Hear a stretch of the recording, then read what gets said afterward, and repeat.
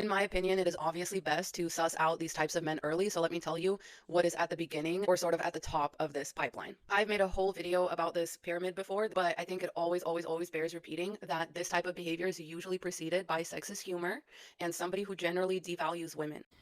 Every psychiatrist, psychologist, counselor, abuse advocate, grape survivor advocate will tell you abuse always escalates.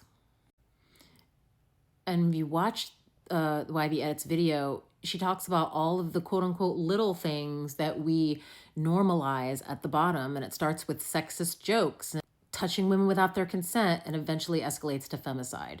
One of the things that really pissed me off when I was doing research for my Red Pill series, when I got to the part about how online misogyny leads to real world violence, I found this report from the United States Secret Service that basically had a psych profile of every one of these mass pew-pewer guys, because every single one of them had some sort of history of misogynistic behavior, a clear, documented history. They had inappropriately groped girls in high school. They had stalked ex-girlfriends. Their friends, family, classmates, roommates had noticed their creepy behavior and had told people about it.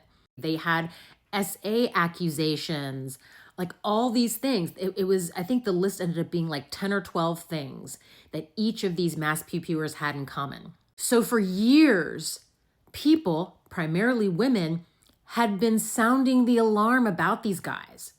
For years, they had been telling authorities, telling teachers, telling other people, this dude is creepy, this dude is dangerous.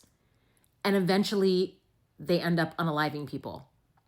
Specifically, they end up unaliving women. They end up specifically targeting women for unalivement. But no one thinks it's a big deal. So these men who are stalkers, who are abusive, who are dangerous, just like they did with the Catholic priests, they just go from job to job to job, place to place to place, and nobody checks them. Nobody looks at their history.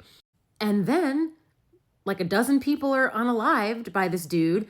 And then the headlines and the discussions and the panels on CNN are always, it came out of the blue. His neighbor, he was just a normal guy, kind of quiet, kept to himself, whatever. You do even a little bit of digging and you find out their history. They all have this common history.